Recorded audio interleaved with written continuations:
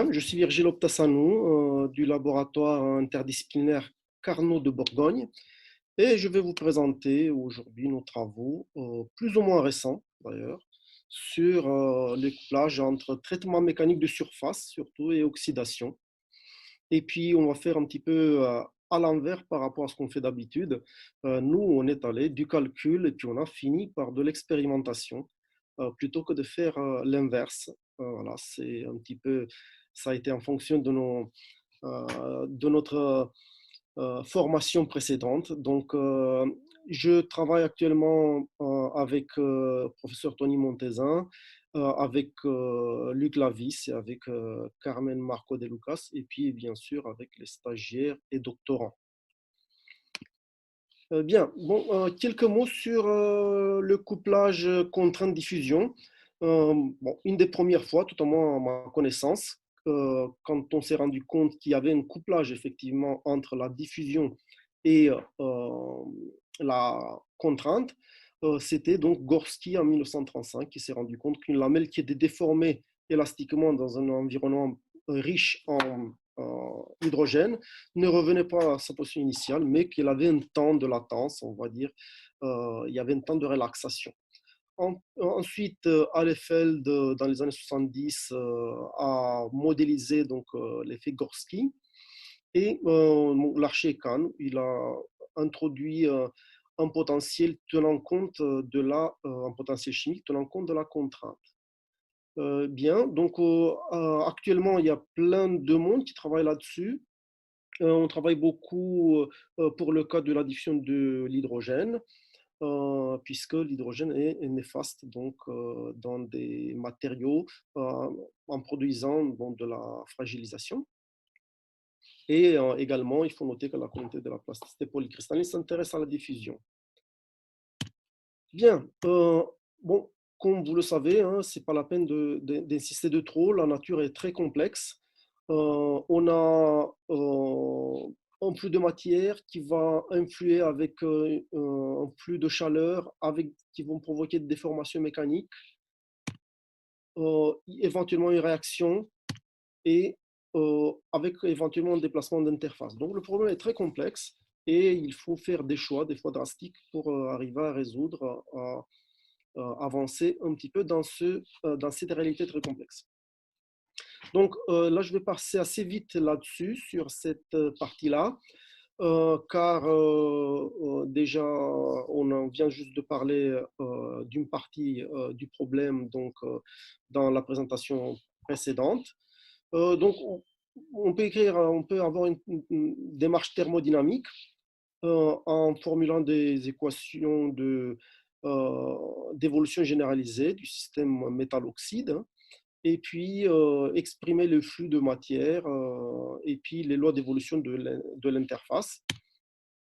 Et pour faire court, si on écrit tout ça et qu'on prend en compte le potentiel chimique de l'archet, euh, et pour faire simple aussi avec une seule espèce diffuse, eh bien, on peut arriver à avoir un flux qui est différent de ce qu'a écrit Fick. Donc, il y a deux autres composants qui se rajoutent, composants que je vais vous détailler tout de suite. Donc, le premier terme, bon, tout le monde le reconnaît, c'est le terme de Fick. La matière va du plus riche au moins riche, n'est-ce pas? Le deuxième terme, qui est un terme en contrainte, donc on trouve la contrainte et non pas comme de l'autre côté le gradient de la contrainte. C'est un terme qu'on ne voit pas souvent. C'est un terme donc, qui est issu donc, de la thèse de Sébastien Garuchet et puis repris ensuite par Berthinier. Le flux est favorisé par un réseau cristallin qui est en traction. Lorsque on a un élément qui se dilate lorsque une espèce chimique est dissoute dans ce matériau-là. Et puis un autre terme, dont le dernier, qui est le terme de gradient en contrainte, que les gens utilisent beaucoup, qui dit tout simplement que la matière va du plus comprimé au moins comprimé. Donc encore une fois, pour les matériaux qui se dilatent lorsque une espèce chimique est dissoute dedans. Ici, donc une petite présentation, une petite simulation Castem avec un pseudo 1D. Donc, on a l'oxygène qui vient de ce côté-là, en flux d'oxygène à gauche. On impose la concentration à la frontière et puis on laisse diffuser et on regarde ce que ça fait au bout d'un certain temps. Ici, on est dans le cas de la... Donc, de voilà, on est dans le cas de l'UO2. Pour l'UO2, la transformation de l'UO2 en U3O7, il faut savoir que la transformation se fait, donc lorsque l'oxygène pénètre, la maille du UO2 se rétrécit. Ce n'est pas comme la plupart des autres matériaux, c'est un petit peu particulier. Donc le premier terme, donc si on prend que le terme en gradient de contrainte, on voit que la frontière avance plus que ce qu'elle avance pour euh, pour le terme, pour le cas où on prend que le terme en contrainte, par exemple. Dans le terme en contrainte, il fait que ça fait un frein à la diffusion. Et si on prend les deux termes, ben on va se retrouver quelque part entre les deux. La deuxième courbe ici, que je n'ai pas présentée, c'est donc le flux, avec un flux défini comme FIC le définit, donc c'est le premier terme, il est juste là. Okay. Donc, on voit qu'il peut avoir des effets contraires. La contrainte et le gradient de contrainte ont des effets contraires et donc on va avoir une influence sur la diffusion en prenant ces termes. Pour vous présenter un petit peu, peut-être de façon un petit peu plus claire cela, si on prend un substrat et qu'on considère deux cas, lorsque par exemple l'oxyde va lorsque le substrat se transforme en oxyde, eh bien l'oxyde a une maille cristalline, on va dire, qui est plus petite. Donc il va se mettre en traction, le substrat se mettra en compression, ou le deuxième cas, enfin le cas C, où le substrat, lorsqu'il se transforme en oxyde, eh bien l'oxyde a une maille cristalline, donc coefficient de Pilling-Bedward qui est plus grand que 1. Et on peut voir ici que la concentration d'oxyde, si on laisse diffuser suffisamment longtemps, hein, la concentration d'oxyde va se retrouver modifiée. Donc, bien sûr, bon, s'il n'y a pas d'effet de la contrainte, eh bien, on a un profil de Fick normal. Si on prend un effet de contrainte pour le cas B, on va avoir un pic de un pic de concentration qui apparaît juste après la frontière. Si on prend le cas contraire, eh bien, le pic il va être dans l'autre sens. Les contraintes, bien sûr, vont se trouver évidemment contrainte nulle dans le cas A et puis contrainte positive dans le cas B, pardon, contrainte négative dans le cas B, contrainte positive dans le cas C. Bon. Un autre exemple qui peut vous éclairer un petit peu, si on a une précontrainte, par exemple, dans un matériau, c'est la courbe rose, et qu'on a un matériau qui est initialement, on va dire, avec une contrainte constante, l'effet de la contrainte, dans le cas d'un état positif, c'est-à-dire lorsque la concentration va produire un effet positif, donc une dilatation sur la maille cristalline, eh bien, on va avoir une concentration qui ne sera plus constante due à l'effet de la précontrainte. Et donc, ceci est donné par cette forme du flux qui est modifiée avec les termes de la contrainte. Un exemple ici d'une application, c'est un substrat du O2 sur lequel on a du U3O7 qui est raccordé en damier et avec des orientations différentes de l'axe et de l'axe A. Et ici, l'accès va se trouver à 45, alors que sur les pavés verts, l'accès va se trouver à moins 45. Et ce qui fait qu'on va avoir des contraintes de raccordement qui, du fait des contraintes imposées dans le substrat, vont générer juste en dessous, à 10 nanomètres en dessous de l'interface, vont générer des différences de concentration. Donc, on va avoir des zones qui vont être enrichies et des zones qui vont être appauvries. Donc, de là, quand on voit qu'il y a des zones qui sont enrichies en concentration d'oxygène et d'autres zones qui sont qui sont appauvries en concentration d'oxygène, il n'y a plus qu'un pas à s'imaginer qu'il va y avoir une frontière ondulée qui va se former. Donc, dans les zones où il y a un enrichissement de la concentration, l'oxydation va avancer plus vite, alors que dans les autres, l'oxydation va avancer moins vite. Ici, par exemple, si on regarde le long d'une ligne, ici, on a bien sûr une symétrie, hein, des deux côtés. Donc, cette ligne-là est surtout, on va dire, au centre de ce qui se passe dans le matériau. On peut voir qu'on peut mettre en évidence une contrainte limite en fait, qui va apparaître, hein, qui va de pair avec les constatations expérimentales d'une épaisseur limite en fait, à partir, donc si on imagine que le matériau peut subir cette contrainte-là, eh bien la courbe bleue va atteindre cette contrainte et donc du coup le matériau pourra, enfin l'oxyde pourra se fragmenter grâce à la contrainte de traction ou à cause de la contrainte de traction. Donc ça, c'était donc un cas étudié, publié avec Desgranges, pas Clara, hein, mais avec notre collègue donc, du CA de Cadarache. Et donc voilà, ça c'était la présentation de l'oxyde qui était étudié à différentes épaisseurs. Il faut voir qu'on n'a pas fait de croissance d'oxyde, les choses étant suffisamment compliquées. On est en un cas de couplage fort, donc la mécanique influe sur la diffusion influe sur la mécanique. Bien. Ici, un autre petit exemple sur l'oxydation du zirconium, qu'on aime bien, hein, en ZRO2. Pour le cas du zirconium, on a un coefficient état donc, positif, c'est-à-dire lorsque l'oxygène pénètre la maille du zirconium, eh bien, cette maille se dilate. Et donc, on a fait un calcul assez simple, un calcul de diffusion avec CASTEM aussi, où on a traité également le déplacement de la frontière. On a un petit peu triché, on a étudié euh, le saut à la frontière, on l'a simulé par un changement de phase au niveau des matériaux et on a utilisé ni plus ni moins qu'un le module thermomécanique de CASTEM.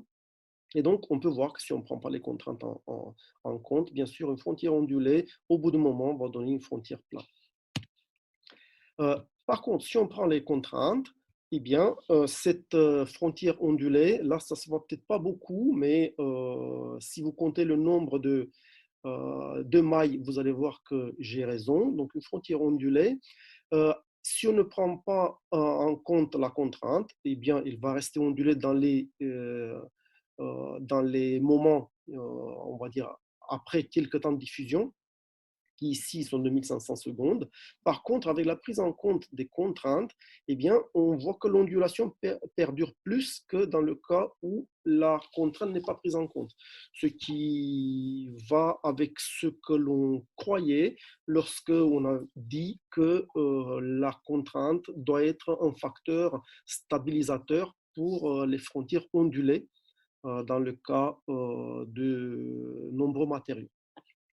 Il faut préciser ici que le calcul il est fait en élastique pur, donc on n'a pas du tout pris en compte la viscoplasticité ou la plasticité tout court. Eh bien, ensuite, on s'est dit, à partir de ce qu'on a vu précédemment, on s'est dit, est-ce qu'on pourrait manipuler en quelque sorte le taux d'oxydation, la vitesse d'oxydation avec la contrainte. Et donc, on a commencé avec, dans le cadre de la thèse de Laura, d'ailleurs, c'est Laura qui a été moteur là-dessus. On a commencé à faire quelques expériences et on a grenadé des matériaux à l'UTT de 3. Et puis, on a introduit, ensuite, on a fait un traitement de préoxydation afin d'introduire une bonne quantité d'oxygène dans le matériau. En tout cas, on a produit donc des contraintes résiduelles qui ont à peu près cette forme-là, une espèce de forme en cloche, avec des contraintes résiduelles assez importantes. Donc, on est à moins 800 mégapascales pour un matériau qui a une limite d'élasticité inférieure à 200 mégapascales. Euh, et donc, bon, effectivement, on constate une déformation. Et on a pris cette contrainte-là, on l'a modélisée numériquement et on l'a pris en compte dans le calcul couplé. Et on a vu qu'un profil, donc en partant d'un profil initial, donc un profil qui est, on va dire, d'oxygène déjà présent dans le matériau, en venant faire une, euh, un grenaillage par-dessus ce matériau qui est enrichi en oxygène. Si on prend en compte que la loi de Fick, eh bien, on va trouver la courbe rouge. Si par contre on prend en compte les autres termes, comme je vous ai montré tout à l'heure, on voit qu'il y a une espèce d'inflexion ici sur la courbe violette.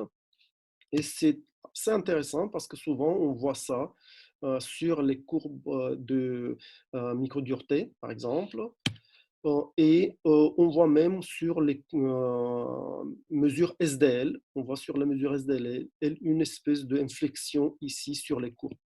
Donc on s'est dit, effectivement, il y a quelque chose d'assez intéressant.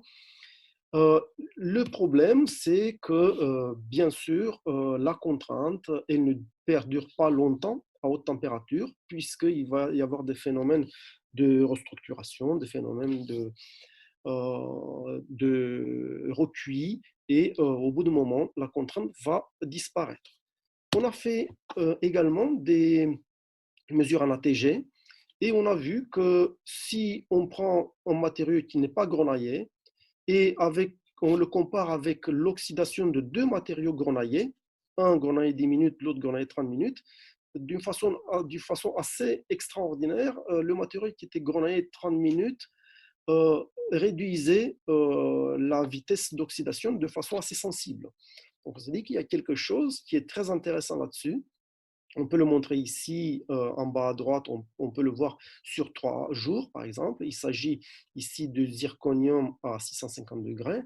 Et on peut voir quand même sur la partie linéaire de la courbe, eh bien, on a un comportement bénéfique des matériaux grenaillés.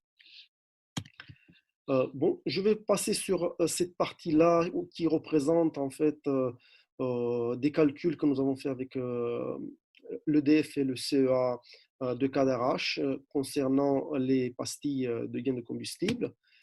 Et je vais passer, bon, puisque le temps file, je vais passer, donc on a fait aussi des calculs de piégeage d'hydrogène et de diffusion d'hydrogène. Je vais passer à cette partie expérimentale. Donc déjà, une petite conclusion sur le modèle mécano-chimique. Donc on voit que la contrainte mécanique influe donc, sur la diffusion, et ça peut être de façon assez importante. Et ce qu'il faut prendre en compte spécialement, c'est que dans notre modèle, il n'y a aucun paramètre ajustable. Tout est tout simplement purement thermodynamique. Il n'y a pas de potentiomètre qu'on puisse ajuster pour que ça colle sur l'expérimentation. Donc, c'est purement théorique. Et bon, effectivement, ça intéresse les industriels. Et puis, on a fait également ce couplage-là, on l'a mis sur des logiciels comme Abacus. Et puis, il peut être pris en compte sur des logiciels où il y a un couplage fort entre chimie, mécanique et éventuellement métallurgie. Okay. Évidemment, il peut s'appliquer à la diffusion d'hydrogène. Eh bien, on s'est dit ensuite, ça serait bien de voir de plus près pourquoi est-ce que les traitements mécaniques de surface, dont l'effet est censé disparaître au bout d'une heure à haute température, hein, tout au plus une heure, pourquoi est-ce que ça a une influence sur l'oxydation, sur la cinétique d'oxydation.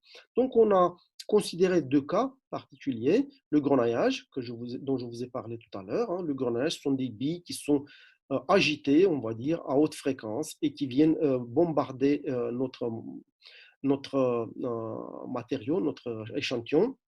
Et puis en parallèle, on a fait aussi du choc laser sous eau. Donc l'échantillon, il est recouvert d'une petite couche fine d'aluminium qui encaisse, si vous voulez, la partie thermique de la plume suite au choc laser. Et l'échantillon n'encaisse que la partie mécanique, en fait, que l'onde de choc. une fois qu'on a fait les traitements, on voit qu'effectivement, il y a une différence, donc que la surface est légèrement modifiée, surtout pour le grenage, mais ceci est normal, n'est-ce pas? Et puis, si on regarde à l'intérieur, on peut voir que le laser va produire des macles sur toute l'épaisseur du matériau. Je vous assure que même jusqu'à de l'autre côté de l'épaisseur, qui était une épaisseur fine, relativement fine de 1 mm, on trouve des macles, et puis que le grenaillage affecte beaucoup la microstructure sur environ 150-200 microns, avec dans la partie supérieure une nanocristallisation des, des grains. Donc ceci est fait sur du titane pur. Si on regarde de plus près, on voit que on constate des macles, et puis sur le grenaillage également des macles, et puis il y a également des plans de glissement. Donc, juste après le traitement mécanique, si on regarde en EBSD, effectivement, on trouve les macles qui se voient mieux sur le MEB que sur le BSD, de par le fait qu'elles sont fines. Et puis, pour le grenaillage, comme je vous disais, on a une partie qui est profondément nanocristallisée en surface. La texture, bon, elle reste quasiment identique, avec une petite variation. On trouve un petit peu une structure un petit peu renforcée, mais la différence n'est pas énorme. Donc pour le choc laser, si on regarde qu'est-ce que ça donne au niveau de la microdureté, on constate que le grenaillage, évidemment, comme il est bien connu, va beaucoup influer la, sur un microdureté en surface, alors que le laser, il influe très très peu. Il faut voir qu'ici on part de 120, hein, donc attention aux axes. Donc on a un très très faible effet donc durcissant du laser, alors qu'il y a un très fort effet du grenaillage sur les parties affectées. La contrainte, si on l'étudie, on va voir qu'il y a une contrainte classique du grenaillage. Le laser en surface, ben, il ne donne pas grand-chose comme contrainte, et que sur la référence, on trouve des faibles contraintes de laminage. Bon, la DRX, elle montre qu'on a quasiment la même chose entre la référence qui est oxydée. Pardon, ça c'est avant c'est après oxydation. Non, ça c'est avant oxydation, il y a une erreur ici. Donc c'est une erreur, c'est avant oxydation. Donc on trouve qu'il n'y a pas de différence et on trouve par contre la présence de quelques traces de carbure de tungstène. Il faut dire que les billes qu'on a utilisées pour le grenaillage sont en carbure de tungstène. Donc on a une texture différente, puisqu'on a les hauteurs de pic qui sont différentes. En ramant, on trouve environ à peu près la même chose. Hein. Le laser ne fait pas de pollution de surface, alors que le grenaillage en fait, et ceci est normal, puisqu'il y a des billes en contact qui viennent déposer de la matière sur le matériau. Ici, on peut voir que là aussi, c'est avant traitement. Je suis désolé, une erreur sur on peut voir que si on étudie la surface par la Nuclear Reaction Analysis, donc par la NRA, on peut voir qu'on met en évidence évidemment le W, et puis de l'oxygène et de l'azote en surface. Donc, ce qui montre que, bien, au niveau du grenaillage, il y a eu une insertion d'azote aussi qui est apparue. Si on fait l'oxydation sous air sec, on peut voir que, encore une fois, donc ça c'est pour le titane aussi, comme c'était le cas pour le zirconium, on a un effet bénéfique du laser et surtout un effet bénéfique du grenaillage. Donc on prend beaucoup moins de masse, ce qui est quand même intéressant et ce qui est intriguant, car au bout d'une centaine d'heures, vous comprendrez bien qu'il n'y a plus aucun effet de la contrainte. Donc ce n'est pas tellement la contrainte qui va jouer, mais il y a quelque chose qui a fait que soit l'oxyde était différente au début, soit l'oxydation s'est faite d'une manière différente entre les matériau traité mécaniquement et le matériau référence. En DRX, on constate tout simplement la même chose, sauf que pour le cas du grenaillage, il y a quelques faibles pics d'anatase qui se forment dans des cas de compression, de contrainte de compression importante. Et en ramant, on trouve la même chose et encore une fois un petit pic dû à d'anatase. Si on regarde la surface, on va voir, d'ailleurs ça c'est peut-être difficile à voir, mais en BSE, comme on voit le contraste chimique, on voit qu'en dessous, il y a une petite zone ici qui est légèrement plus foncée que dans le cas de l'échantillon référence. Donc pour les deux, le laser et le grenailler. Et on est allé voir en NRA, donc le NRA, juste pour vous rappeler, on vient bombarder l'échantillon avec un faisceau d'ions à haute énergie, ici 1,9 mégaélectronvolts, et puis on réalise ça donne suite à des réactions nucléaires qui mettent en évidence les éléments légers et on peut les quantifier. Donc on voit surtout ici, et c'est ça qui est très important, c'est que là, on a l'azote qui est mis en évidence. L'azote est beaucoup moins présent sous l'oxyde. Ici, on a le métal, ici, on a l'oxyde. Ça, c'est la résine. Alors qu'il est très présent, il est très présent pour le laser et le grenailler. Donc, ce qui veut dire qu'il y a de l'azote qui s'est inséré de façon préférentielle dans les matériaux qui ont été choqués mécaniquement, soit par le choc laser, soit par le grenaillage. Je me dépêche. C'est ça, Benoît? C'est pour ça que je vois ta tête. Voilà. Très bien. On constate qu'il y a même au niveau de la concentration d'oxygène à l'intérieur, on voit des différences, ce qui veut dire qu'il y a quelque chose qui se passe à l'interface métal-oxyde qui fait qu'il y a moins d'oxygène qui rentre dans le métal. Et si on regarde en EBSD, on voit que, par exemple, encore une fois, étonnamment, pour le choc laser, la recristallisation s'est faite de façon différente et puis qu'on a juste une croissance de grains pour les matériaux de référence. Ici, on a une recristallisation en surface et une croissance de grains pour le grenaillage.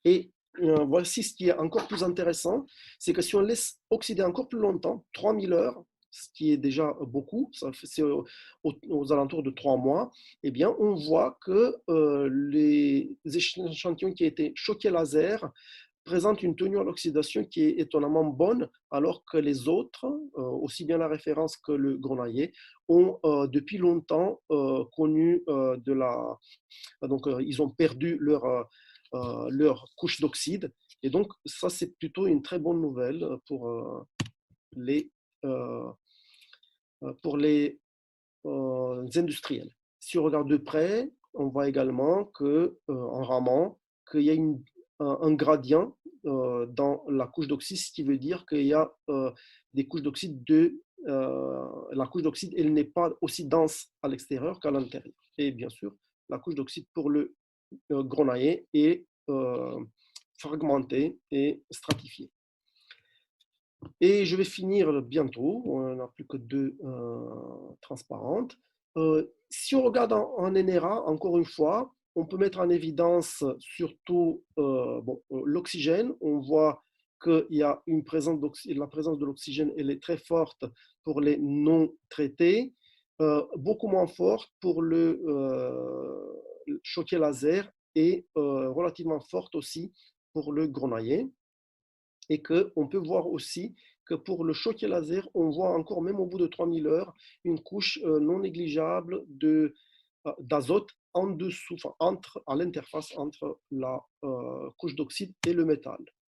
Donc, on a fait un modèle d'oxydation qui explique qu'on a une insertion de l'azote à l'interface qui fait que ça ralentit la diffusion de l'oxygène vers le cœur du matériau et que c'est la raison pour laquelle l'oxydation, elle va moins vite lorsqu'on a traité mécaniquement. Et là, on est en train d'étudier de plus près l'insertion de l'azote, à quel moment s'insère-t-il, et puis par quel moyen, par quel mécanisme on est en train de travailler en ce moment dessus. Donc, bon, on a fait plein d'autres choses et on est en train d'étudier en ce moment voilà, d'autres alliages de titane dans le projet ANR Altitude. Bien, donc ça, c'est des exemples de ce qu'on a déjà fait. Et puis, des effets, par exemple, 650 degrés C, où on voit que le laser est intéressant, mais que, somme toute, c'est moins intéressant qu'à plus haute température. Donc, pour finir, donc, les traitements de surface, même si ça peut paraître étonnant et un peu contre-intuitif, au-delà du temps de persistance des contraintes résiduelles, ils ont une influence sur l'oxydation, sur la tenue en oxydation des matériaux à haute température. Puisque on a trouvé, il modifie l'insertion des éléments légers, azote et oxygène, et que donc probablement il modifie la structure de l'oxyde, et ça c'est à voir, on va le regarder bientôt, et que peuvent améliorer voilà, la tenue en oxydation. Et voilà, je vais finir par ça, et je vous remercie pour votre attention. Je finis sur une jolie image optique, comme quoi il ne faut pas ignorer les microscopes optiques. Merci Benoît.